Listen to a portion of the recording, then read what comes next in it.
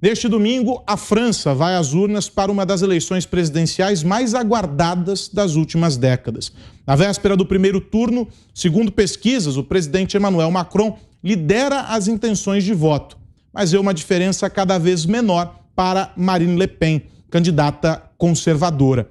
A média das pesquisas compilada pelo jornal Financial Times mostra Macron com cerca de 26% contra 22% de Le Pen. Nós vamos falar agora um pouco mais sobre as eleições na França com o Ivan Kleber, correspondente internacional, ele que atua pelo portal PH Vox e que está lá na Europa. Boa noite, Ivan, tudo bem com você? Como é que está o clima nessa véspera da eleição? Domingo se aproxima, os candidatos nessa corrida agora ombro a ombro, né? Boa noite, Carlos. Boa noite a toda a audiência do programa Os Primos nos Is, na Jovem Pan. Muito obrigado pelo convite. Bom, eu estou do lado de cá, do Canal da Mancha. Eu moro no Reino Unido, observando essas eleições. E como você disse, o corpo a corpo com os eleitores está bem grande, é uma eleição bem disputada. Afinal de contas, nós temos aí 4 candidatos com chances reais de irem ao segundo turno. Há quem diga que pode aparecer aí até a Valérie Pécresse nas últimas horas. É um pouco mais difícil, ela já ficou um pouco mais para trás, mas pelo menos 4 candidatos, então, com chances reais de irem ao segundo turno. E na França, a gente tem um outro desafio aos candidatos. Não basta convencer o eleitor a votarem neles, é preciso convencer o eleitor a ir votar. Afinal de contas, na França, o voto não é obrigatório. E esse pode ser um fator determinante. Vale lembrar que em julho do ano passado, nas eleições regionais, uma espécie aí de middle term das eleições francesas, o comparecimento do eleitor foi muito baixo, ficou em torno a 37%. Só para efeito de comparação, agora, domingo passado, na Hungria, nós tivemos um comparecimento aí de 70%. E então, os candidatos daqui até domingo precisam convencer o eleitor a comparecerem às urnas, Carlos. Deixa eu colocar os nossos comentaristas aqui nessa conversa. Vou passar a palavra para o Guilherme Fiuza. Boa noite, Ivan. Pois é, eu queria te perguntar, Ivan, o quanto essas polêmicas medidas de controle sanitário estão no centro do debate eleitoral na França? Boa noite, Guilherme. Então, vale lembrar que os franceses, entre julho e janeiro, principalmente em Paris, mas em toda a França, saíram por mais de 20 finais de semana seguidos em protesto contra essas políticas do Emmanuel Macron. Inclusive, nós tivemos protestos em toda a França, em sábados com mais de 250 cidades registrando esses protestos. Acontece que, no início desses protestos, a oposição, principalmente a Marine Le Pen, talvez não tenha entendido o momento, ela poderia ter, digamos assim, endossado essas campanhas, não é? Mas no final do ano ela acabou dando apoio, assim como o candidato de esquerda, o Jean-Luc Mélenchon, ele é um dos 4 que tem chance de ir para o segundo turno. Então agora chegou o momento aí do eleitor francês cobrar o Emmanuel Macron sobre essas políticas. E se você me permite, Guilherme, essa questão toda trouxe à tona o primeiro dos 2 Macron Gates, como estão sendo tratados os escândalos envolvendo o Emmanuel Macron na França. Uma comissão do Senado entregou, até anotei aqui na minha colinha, para a Procuradoria Nacional das Finanças, uma espécie de TCU francês, um relatório, e eles abriram já um inquérito para entender a influência de uma empresa chamada McKinsey nas decisões que o governo francês tomou a respeito de lockdown e passaporte sanitário.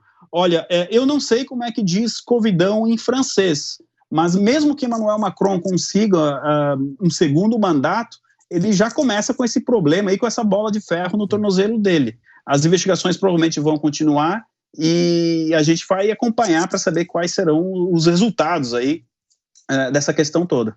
Passar a palavra para o Augusto Nunes. Boa noite, Ivan. De que forma o desempenho do Macron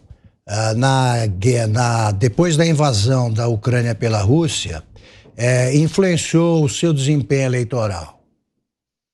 Péssimo. Boa noite, Augusto. Ele apostou no início da guerra que ele poderia ser um mediador de um acordo de paz.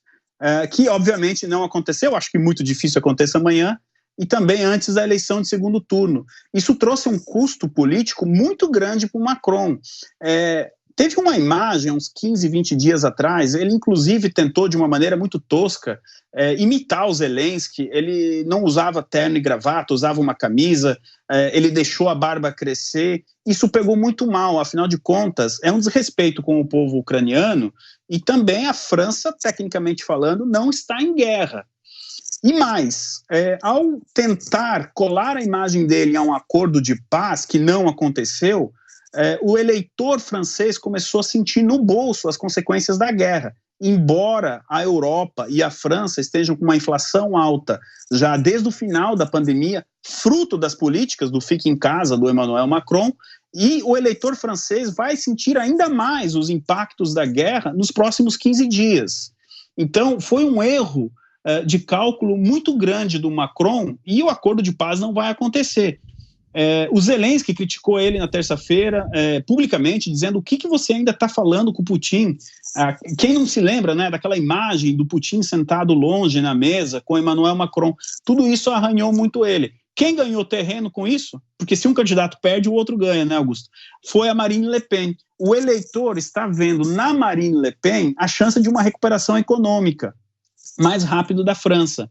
Então, essa jogada de menino do Macron de tentar um acordo de paz entre a Ucrânia e a Rússia numa questão tão complexa, acabou não dando certo e pior, acabou tirando o apoio dele na reta final. Ivan, quem faz a pergunta para você agora é a Ana Paula Henkel. Boa noite, Ivan. Muito bom ter você aqui com a gente nessa sexta-feira. Eu queria perguntar o seguinte: durante os 4 anos de Donald Trump na Casa Branca, ele tentou, de alguma forma, né, alertar como a Europa estava no caminho de ficar dependente do gás da Rússia. E também ele alertou sobre a crise migratória em alguns países da Europa, como na França. Esses 2 pontos nessa eleição, eles estão sendo trazidos? A população está discutindo esses 2 pontos, principalmente? Sim, Ana, boa noite, obrigado pela pergunta. E o que acontece? Esses políticos na Europa, eles tentaram se distanciar do Donald Trump, mas é impossível se distanciar da realidade, e a realidade agora bate nas portas desses governos. E as pessoas começam a sentir no bolso, como eu falei, as consequências dessas políticas. Emmanuel Macron sempre foi muito próximo a Angela Merkel, e está todo mundo aqui apontando o dedo para ela, justamente para a Angela, devido a ela ter entregue tanto para a Rússia, né? Agora, o que está vindo à tona é essa política ambientalista desesperada que o Macron também, no início do mandato dele, quem não lembra, né? Ele preocupado com a Amazônia, pois agora a conta chegou para ele também, e os países estão tendo que abandonar a política ambientalista. Aqui no Reino Unido já se fala abertamente em voltar a fazer o fracking, não é? Que é a exploração de petróleo. Eu já ouvi falar até em reabertura de minas de carvão na Europa, coisa que há 1 ano atrás era impensável. E o eleitor indeciso, segundo pesquisas, está colocando como prioridade justamente a questão econômica, e aí é onde o governo Emmanuel Macron vai muito mal. E só para completar a resposta, Ana, no seu primeiro e único comício, o Emmanuel Macron fez apenas um comício, ele declarou que a prioridade do governo dele vai ser a igualdade de gênero.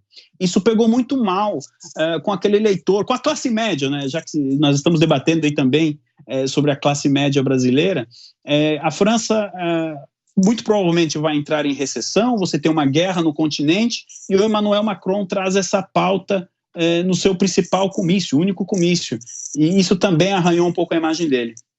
Deixa eu agradecer ao Ivan Kleber, do canal PH Vox, pelas análises aqui com o nosso time de comentaristas, essa conversa aqui em Os Pingos nos Is. Ivan, obrigado, bom trabalho por aí.